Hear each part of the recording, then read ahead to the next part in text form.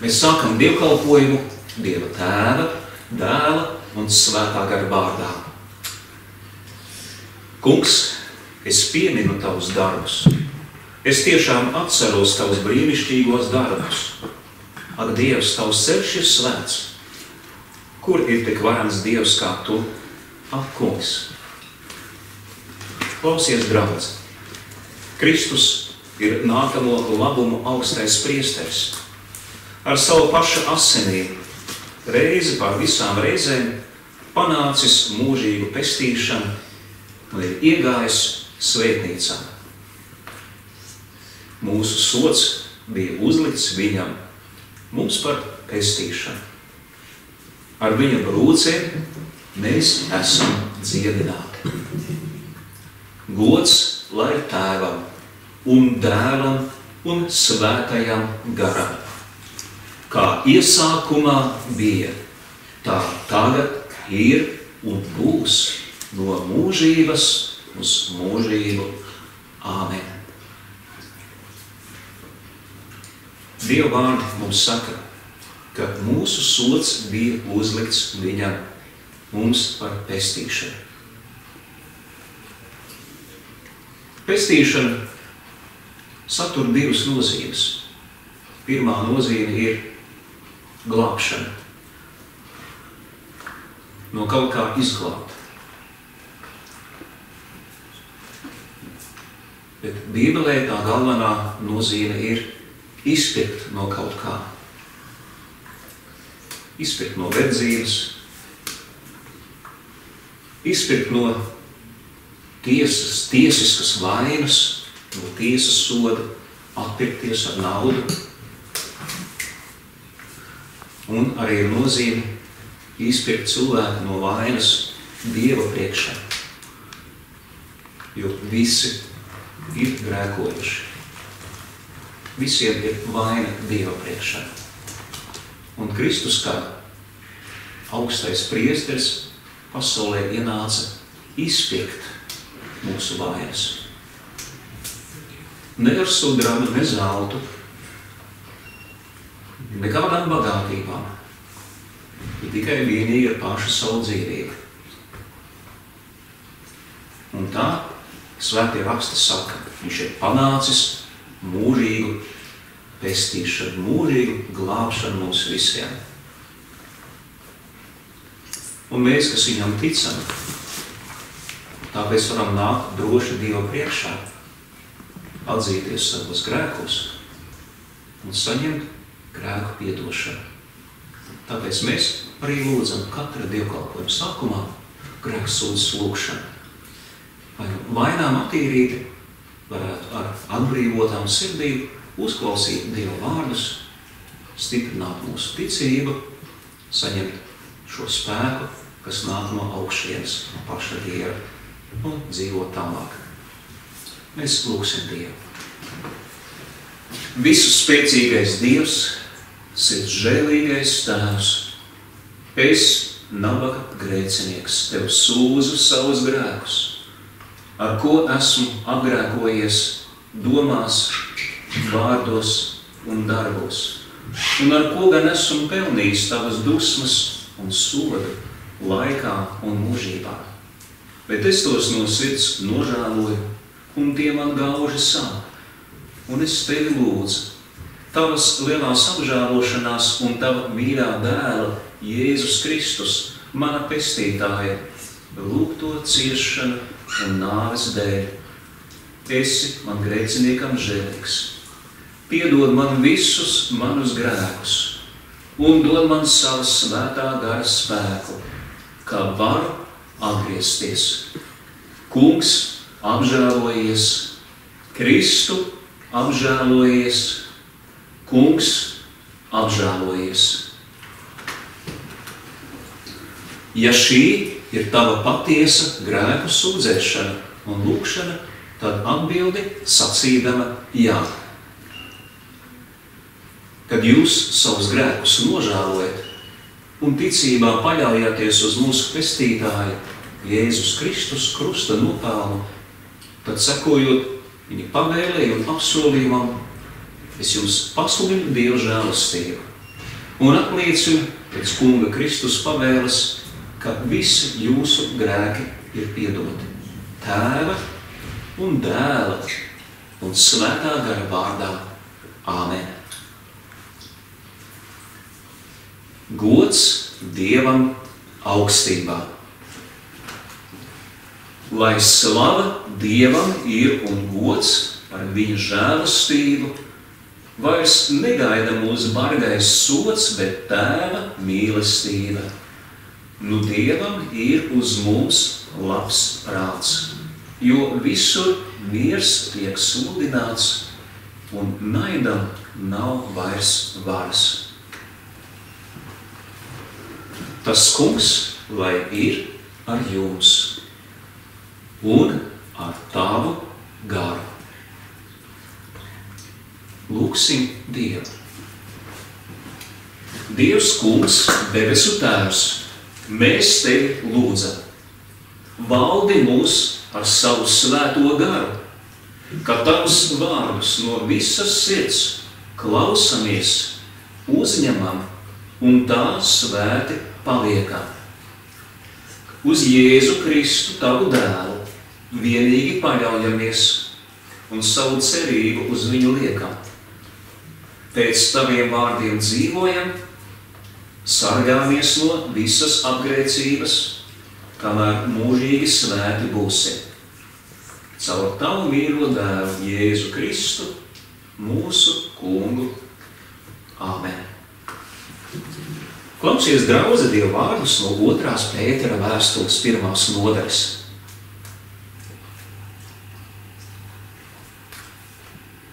Nevis izgudrotām pasakām sakodami, mēs jums esam sludinājuši mūsu Jēzus Kristus spēku un atnākšanu, bet kā tādi, kas esam kļuvuši viņa varenības aculiecinieki. Toreiz, kad Dievs Tēvs viņu godā celdams apskaidroja, viņam atskanēja šāda balss no augsti cēlās godības. Šis ir mans mīļais dēls, uz ko man ir labs prāts. Šo balsi mēs dzirdējām atskanām no debesīm, kad mēs līdz ar viņu bijām uz svētā kalna. Ar to mums praviešu vārds kļūst jo stiprs, un jūs darāt labi to vērā ņemdami kā svece, kas spīd tumšā vietā, līdz kamēr uzausīs diena un rīta zvaigzne uzliegs jūsu sirdīs. Āmen. Aleluja. Aleluja. Aleluja. Un visi kopā kristīgā draudze apliecināsim savu kristīgo ticību. Es ticu uz Dievu Tēvu, visu valdītāju, debes un zemes radītāju, un uz Jēzu Kristu, Dieva vienpiedzimušo dēlu, mūsu Kungu, kas ieņemts no svētā gara, piedzimis no jaunavas Marijas, cietis zem Poncija Pilāta, krustā sists, nomiris, aprakts, nokāpis ellē. 3. dienā augšām cēlies no mirušajiem, uzkāpis debesīs, sēdies pie Dieva visu valdītāja Tēva labās rokas, no kurienes viņš atnāks tiesāt dzīvos un mirušos. Es ticu uz svēto garu, vienu svētu, kristīgu baznīcu, svēto sadraudzi, grēku piedošanu, miesas augšām celšanos un mūžīgo dzīvošanu. Āmen. Žēlastība jums un miers no Dieva mūsu Tēva un Kunga Jēzus Kristus. Šodien mēs uzklausīsim un pārdomāsim Dieva vārdus no Marka evaņģēlija 9. nodaļas. Pēc 6 dienām Jēzus ņēma līdzi Pēteri, Jēkabu un Jāni, un tos veda sabrukt augstā kalnā. Un viņš tapa apskaidrots viņa priekšā. Viņa drēbes tapa spožas un ļoti baltas, kā neviens balinātājs virs zemes tās nevar balināt. Un tiem parādījās Ēlija ar Mūzu un runāja ar Jēzu. Un Pēteris griežas pie Jēzus un saka: Mācītāji, šeit mums labi. Taisīsim 3 teltis, vienu tev, vienu Mūzum un vienu Ēlijam. Jo viņš nezināja, ko runāja, jo tie bija pārbijušies. Un padeves, tas ir mākonis, nāca, tos apēnodam, un balss nāca no padeves. Šis ir mans mīļais dēls, klausiet viņu. Un tūdaļ tie skatījās visapkārt, un nevienu vairs pie sevis neredzēja, kā vien Jēzu. Un nokāpjot no kalna, viņš tiem piekodināja: nevienam nesacīt, ko tie redzējuši, pirms cilvēka dēls nebūs augšām cēlies no mirušajiem.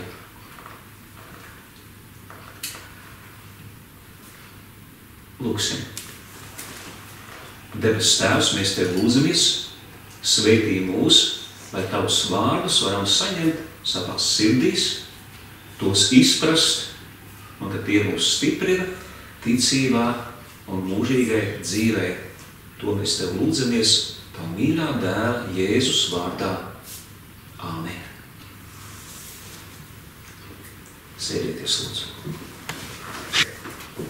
Šis aprakstītais notikums ir, varētu teikt, diezgan svarīgs, jo 3 evaņģēlisti, Matejs, Marks un Lūkas, ir to aprakstījuši.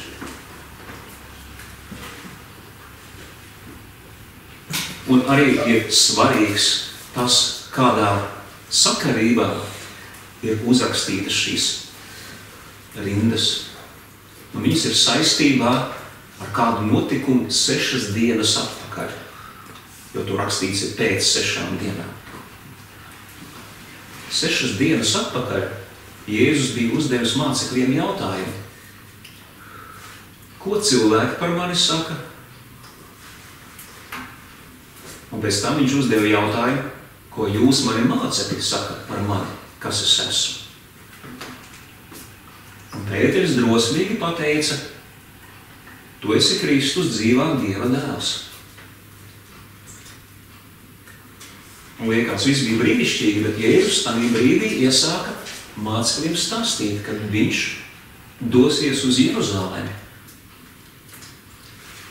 ka viņi tur sagūstīs, ka viņu nodos, ka viņiem piespriedīs nāves sodu, ka viņi sitīs krustā, un pēc 3 dienām viņš celsies augšā.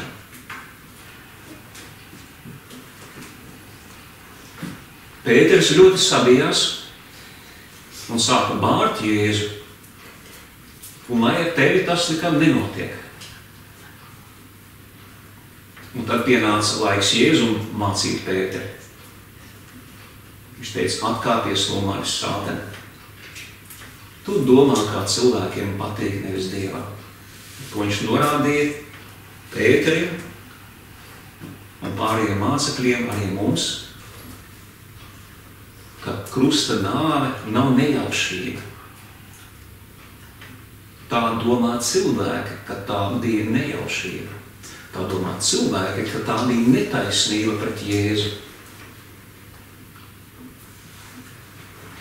Bet Dievs domāja pavisam savādāk, ka tieši tas bija, kam dēļ viņš ir nācis pasaulē. Un tad viņš apsolīja, ka mācekļiem, kas viņam sekos un savu dzīvību netaupīs bailu dēļ, bet kuri cietīs Kristus un evaņģēlija dēļ, ka tie šo dzīvību iegūs. Jo ko tas līdz cilvēkam, ka viņš iegūs visu, kas ir pasaulē, bet savu dvēseli pazaudē. Dvēseli, kuru var izglābt tikai Jēzus. Un tad viņš bija devis apsolījumu: daži no jums, maniem mācekļiem, neredzēs nāvi, kamēr neieraudzīs Dieva valstību, kas nāk ar spēku. Un lūk, pēc 6 dienām šie daži tiek vesti augšu kalnā. Vai uz pašu augstāko virsotni Izrēlā, to mēs nezinām, jo to parasti klāja sniegs, iespējams uz kādu blakus no virsotnēm, kas nav tik augsta. Tātad kāpa kalnā Dievu lūgt un paņēma 3 mācekļus – Pēteri, Jēkabu un Jāni. Tos pašus, kurus viņš aicināja kā zvejniekus. Šis brīnumainais zivju loms, kad tīkli bija pilni, un kad bija grūti viņus izvilkt ārā. Un tad viņš aicināja Pēteri, un tad aicināja šos 2 brāļus.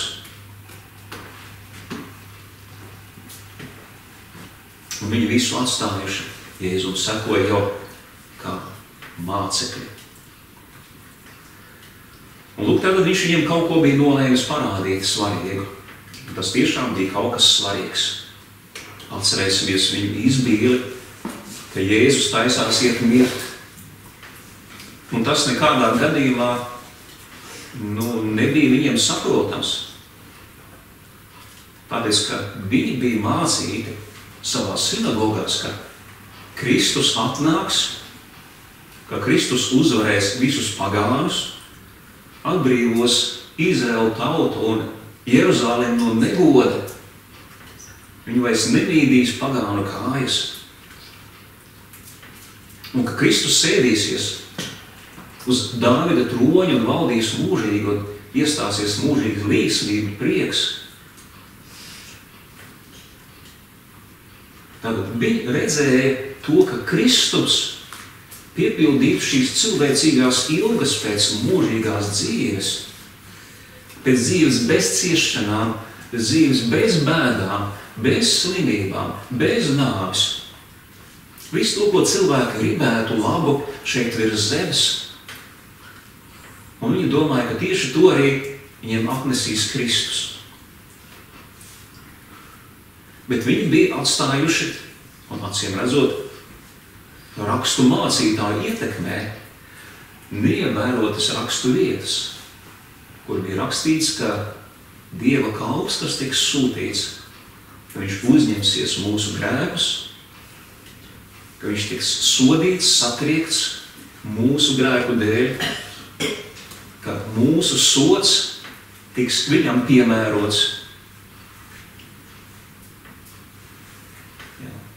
ka viņš tiks caurūks mūsu grēku dēļ. To visu atstāja neievērot. Jo mēs taču zinām, ka mums gribās dzīvi kā mūžīgu atvaļinājumu, kur kāds mums ir samaksājis visu. Ir tādi ceļojumi uz zemēm, kur ir viss ietverts, viņi nopērts, un tad tur dzīvo bez bēda. Viesnīcā, koku ēnas, silts ūdens, veselības kompleksi, ēdiens un dzēriens viss par brīvu. Un ja vēl kāds tev to samaksā, tad vispār ir brīnišķīgi. Apmēram tā varētu visu dzīvi būt. Tikai no vienas viesnīcas uz otru pāriet, lai nav garlaicīgi. Tā cilvēki dažkārt iedomājās mūžīgo dzīvību un paradīzi. Tā, protams, nav. Tas ļoti cilvēciski, kā cilvēkiem patiktos. Jēzus jau tāpēc arī mācīja un stāstīja par Dieva valstību, lai parādītu, ka Dieva domas daudzos jautājumos ir pilnīgi savādākas. Kaut vai piemēram, svētīgi garā nabagie, jo tiem pieder Dieva valstība. Tātad svētīgi garīgi nabagie, nevis garīgi bagātie. Jo tiem pieder valstība. Dieva valstība izrādās pieder garā nabagie, bet nevis bagātie garā. Mums cilvēkiem parasti ir otrāda doma, kad svētīgi garīgi bagātie. Tie taču tā tiecās pēc debesīm. Viņi tur nonāks tāpēc, viņiem tā tieksme uz debesīm, uz kaut ko augstāku nekā ikdienas dzīve. Bet Jēzus saka pilnīgi pretēji, nē, tikai garā nabagie, tikai viņiem pieder Dieva valstība. Un cilvēki ir apmulsuši, ko Jēzus māca.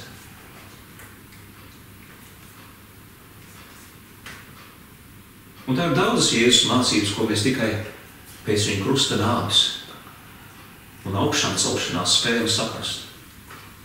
Arī šī dienas mācība par Jēzus apskaidrošanu, jeb pārvēršanos, arī to var saprast tikai pēc Jēzus augšām celšanās. Nevelti Jēzus viņam sacīja, viņš viņam piekodināja, nestāstiet nevienam par to, ko jūs šodien redzējāt. Un atbilde šim aizņemiem tāda, cilvēki to nesapratīs, viņi to vienkārši noteikti pārpratīs, jo jūs jau pārpratāt, un viņi arī pārpratīs. Kā tad viņi pārprata? Skatāmies. Tad, ko viņi ieraudzīja? Tas ir kaut kas neparasts. Viņi ieraudzīja, ka Jēzus ir pilnīgi pārvērties. Ka viņš nav tāds kā ikdienā. Saskaņā ar praviešu rakstiem Kristus nebija nekas ievērojams. Mūsu gleznās gan mēs parasti mēdzam attēlot viņu kā diezgan skaistu vīrieti, teiksim tā, virs vidējā. Bet pravietis raksta, ka viņš nav virs vidējā, pravietis raksta, ka viņš ir vidējais.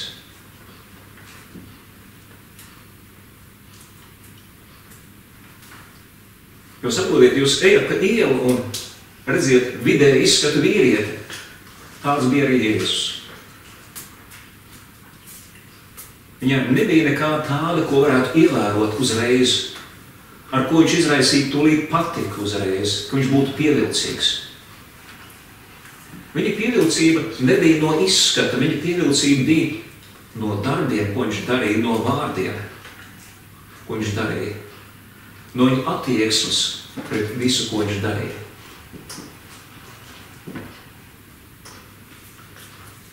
Tātad viņš nebija tā kā mūsdienās ar šiem modeļi un aktieri, kurus tūlīt var ievērot un kur daudzas sievietes vai meitenes atcerās savus paudzes aktierus, kas viņam ļoti patikušas ir. Viņš nebūtu ar to ievērojams. Viņš bija ievērojams ar darbiem, ko viņš darīja. Un tie darbi patiešām bija vareni. Šie darbi bija viņš cilvēkus atbrīvoja no ļauniem gariem, kas viņus ir pārņēmuši. Viņi dziedināja viņu slimības, par kurām viņi cieta. Un atbrīvoja no pašu cilvēka maldiem. Cilvēkiem maldi dažādi nāk. Ir cilvēki, kas paši maldās. Viņi, piemēram, klausoties Dievu vārdus, viņi izgudro visu kaut ko paši. Viņi negaida un neklausās, kamēr mācītājs vai sludinātājs viņam izskaidros, ko tie nozīmē. Bet viņi uzreiz paši iedomājās, kā tam vajadzētu būt, ko tas nozīmē, un tā viņi paši maldās. Ir cilvēki, kurus maldina citi cilvēki, tā arī mēs būtu. Viņš var nākt uz kristīgu draudzi, viņš var mācīties, klausīties, bet tad kāds pievilcīgāks no citas baznīcas, šeit es domāju, kaut vai piemēram no Jehovas liecinieku baznīcas, vai no mormoņu baznīcas, vai no islāma mošejas, atnāk kāds pievilcīgs, kas māk labi runāt, kuram ir tāds pievilcīgs izturēšanās veids, kas pievelk cilvēkus un pulcina masas ap sevi, tas var maldināt kristieti. Tas var maldināt arī ateistu, kurš domā, varbūt man ir pienācis laiks kaut ko par Dievu padomāt. Varbūt, ka Dievs ir tad jāpaskatās, kurš no viņiem labāks ir. Un tādu arī var maldināt.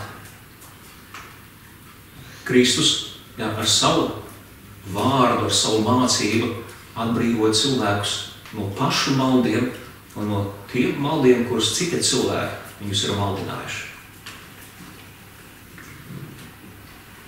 Un šī gadījumā tie bija farizēju sektas piederīgie, tātad farizēju sekta un rakstu mācītāji,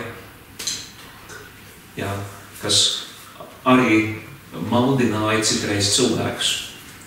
Un galvenais, kas bija šī maldināšanā, bija, ka viņi stāstīja, ka Kristus atnāks, lai valdītu uz visiem laikiem. Bet svētajos rakstos tiek runāts, ka pa priekšu Kristum bija jācieš un jāizpērk cilvēku grēki. Un tikai pēc tam viņš ieies savā dievišķajā godībā. Un šeit mums tiek parādīta arī viņa dievišķā godība, tiek atklāts nedaudz. Tātad, redziet, viņiem bija maldi par Jēzu, viņi domāja, ka Jēzus Jeruzalemē sāks valdīt, bet Jēzus sāks stāstīt, ka viņš miršot. Un tāpēc es domāju, ka viena no šīm domām bija atklāt šiem mācekļiem, ka Jēzus ir vairāk kā cilvēks, vairāk kā pravietis, vairāk kā mācītājs.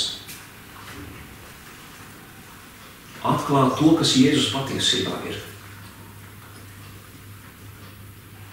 Un kas tad tur atklājās? Atklājās, ka viņš ir pilns ar gaismu. Nevis, ka viņu apspīdēja saule, bet gaisma izgāja no viņa. Un tik ļoti spoža, ka pat drēbes, kas viņam bija, likās baltākas nekā var izbalināt jebkurš balinātājs. Cits evaņģēlists, piemēram, Matejs, un Lūka to apraksta kā baltu gaismu. Nevis vienkārši drēbes bija baltas, bet kā gaisma pilnīgi. Viņi tādu vārdu lieto. Un tad viņi saka, evaņģēlists Matejs, viņš saka, viņa vaigs spīdēja kā saule. Tādēļ seja bija spīdīga. Un nevis vienkārši apspīdēta saules. Saule var, protams, spēcīgi spīdēt, bet jūs saprotiet, viņa nevar padarīt cilvēku tik spožu kā saules gaisma. Tāpēc šeit ir domāts, ka Jēzus īstenībā šajā brīdī atklāja, kas viņš patiesībā ir. Ka viņš ir šīs gaismas avots. Mēs parasti savu īsto būtību vairāk vai mazāk cenšamies noslēpt. Jo ir bezkaunīgi atklāt cilvēkiem savas grēcīgās domas, savas tumšās, pesimistiskās domas, vai savas iekāras domas, skaudības domas, savas dusmas domās. Nav labi atklāt savu iekšējo būtību. Tāpēc mēs pārsvarā, mēs negribam, lai citi cilvēki zinātu pilnīgi visu par mums. Un tas ir normāli. Nevajag zināt pilnīgi visu par mums. Mums ir jāzina par mums, ka esam grēcinieki. Mums ir jāzina, ka mūsos ir iekšā grēks un ka tas ir Dievam jāatklāj. Dievam ir jāatzīstās savos grēkos, Dievam ir jāatzīstās savās tumšajās domās. Jāapzinās, mēs neesam gaismas cilvēki, kuriem ir iekšā gaismas avots. Mūsu vienīgā gaisma ir Jēzus. Jēzus gars, kas mūsos dzīvo tātad. Viņš ir gaismas avots mūsos. Viņš ir dzīvības avots mūsos. Viņš ir svētums, kas ir mūsos. Un to viņš arī šeit arī parādīja. Viņš piepeši pārvērtās. Arī šis vārds pārvērtās, viņš ir ļoti neveikls tulkojums. Vārds pārvērtās šeit nozīmē atklāt savu īsto iekšējo dabu. Īsto dabu atklāt. Mums pārvēstīties nozīmē, ka es lūk biju šāds, un tad es kaut kādā veidā kļūstu par kaut ko citu. Tas latviešu valodā ir pārvērsties nozīmē. Bet seno grieķu valodā, kura rakstīja šo bībeli, šis vārds pārvērsties nozīmē to apslēpto, kas bija manī iekšā, tas kļūst redzams uz ārpusi. Tātad šī pārvērtība ir īstenībā atklāšanās. Kristus atklāja, ka viņš ir vairāk par cilvēku, viņš ir vairāk par pravieti, viņš ir vairāk par mācītāju, viņš ir attiecībā Dievs. Dievs ir šī gaisma, dzīvības gaisma. Un viņš to parāda saviem mācekļiem. Ar nolūku, protams. Jo mēs saprotam, ka šie 3 mācekļi ir Jēzu ir diezgan tuvi. Viņš viņus ņem dažādos pasākumos līdz šos 3. Tur, kur viņš neņem citus mācekļus līdzi. Ar Pēteru un Jāni būtu skaidrs. Pēters, būdams viens no visvecākajiem apustuļiem, ir viņu priekšnieks. Viņam ir jāzina par Jēzu viss, ko vien var zināt. Otrs viņam viņš ir pārāk dedzīgs, viņš tomēr ir kaut kādā veidā jāmāca. Un arī šeit mēs redzam, Pēters savā dedzībā sāk runāt, no bailēm sāk runāt to, ko nevajadzētu runāt. Viņam vajadzētu klusēt arī brīdī, bet viņš sāk runāt. Un runāt neprātīgi. Būvēsim jums 3 teltis. Tevi, Jēzu, Mozu un Ēliju. Tātad. Un paliksim šeit kādu laiku. Nu, lūk, kāpēc Dievs no mākoņa nolēma Pēteru un citus mācekļus norāt? Jo Pēteris runāja, bet mācekļi domāja līdzīgi. Pēters vienkārši nevarēja savu runāšanu savaldīt. Bet pārējie mācekļi domāja līdzīgi. Iespējams, ka viņi pat dzirdot Pētera vārdus, viņi piekrita. Jā, tiešām būvēsim Kristus. Un lai tā paliek. Kāpēc debesu tēvam tas nepatika? Nepatika tāpēc, ka Pēters un citi mācekļi pielīdzināja Jēzu praviešiem. Jēzus ir vairāk kā pravietis. Jēzus ir Dieva dēls. Iepriekš taču Pēters bija liecinājis, tu esi Kristus, dzīvā Dieva dēls, kur viņš tik ātri aizmirsa. Un otrs, ne tikai Dieva dēls, Jēzus ir arī patiesas Dievs, īsts Dievs, kopā ar Tēvu un Svēto garu, kā mēs to tagad zinām. Un tāpēc debesu Tēvs nevar pieļaut, ka kāds cilvēks viņam tiktu līdzīgs pataisīt. Un tāpēc viņš skaidri un gaiši saka, šis ir mans mīļais dēls uz Jēzu, un viņu jums būs klausīt.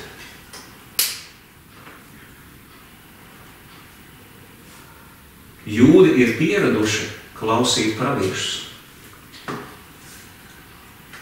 Bet tagad viņš saka, te ir vairāk nekā pravietis. Lai jūs saprastu, ko pravieši ir sacījuši, jums ir jāklausa mans mīļais dēls. Viņš jums visu izstāstīs. Viņu klausiet. Lūk, un šeit mums tieši tāpēc arī ir ļoti būtiski mūsu pamācība ir visiem. Ko par Dievu var zināt? To mums Dieva dēls ir atklājis. Ko mums vajag zināt par Dievu? To Dieva dēls ir atklājis. Ko mums vajag, lai tiktu izglābti no Dieva soda? To Dieva dēls ir atklājis. Kā nonākt debesu valstībā? To Dieva dēls ir atklājis. Tāpēc klausiet tikai viņu. Ir daudzi cilvēki, kas mums varētu iemācīt adīšanu, tamborēšanu. Ir cilvēki, kas mums iemācītu var rīkoties ar datoru. Ir cilvēki, kas var mums iemācīt dažādus darbus, lielākus vai mazākus receptes, ēdienu gatavošanu, bērnu kopšanu, audzināšanu. Var iemācīt mums, kā darboties ar naudu, kā būt panākums organizācijās dažādās. To var iemācīt. Bet tikai viens var mums pateikt, kā cilvēks, grēcinieks, var nonākt debesu valstībā. Un tas ir Jēzus. Tāpēc debesu Tēvs saka, viņu jums būs klausīt. Un tieši šī iemesla dēļ arī mēs nākam uz dievkalpojumiem. Lai savu uzmanību pievērstu Jēzu, lai viņa mācību, ko viņš pats ir mācījis, vai viņa mācību, ko apustuļi ir atcerējušies un raksta savās vēstulēs, vai to, ko viņš mums mācījis un pavēlējis, lai mēs to uzzinātu. Un ievērojot, tas nemaz nav ļoti daudz. Vai esat ievērojuši, ka vecā derība Bībelē ļoti bieza? Tur ļoti daudz lapas puses ir. Un jaunā derība Bībelē ir ļoti plāna. Jūs redzat, ka Jēzus mums māca, kā nonākt debesīs. Tas nav milzu grāmata, tā ir neliela grāmata, kuru vērts visiem ir lasīt, pārlasīt, kaut ko iegaumēt no galvas. Tāpēc, ka to visu viņš mums ir novēlējis uzzināt un, ja nepieciešams, darīt arī, lai mēs nonāktu pie viņa debesu valstībā. Tas, ka viņš sacīja, nestāstiet to citiem, tas bija toreiz, līdz viņa krusta nāvē. Kad viņš augšām cēlās 3. dienā, tad viņš teica, bet tagad to sludiniet visai radībai. Visai radībai, tagad to jāuzina visiem. Ka es miru par jūsu grēkiem pie krusta un augšām cēlos 3. dienā. Un visus aicinu pie sevis. Āmen.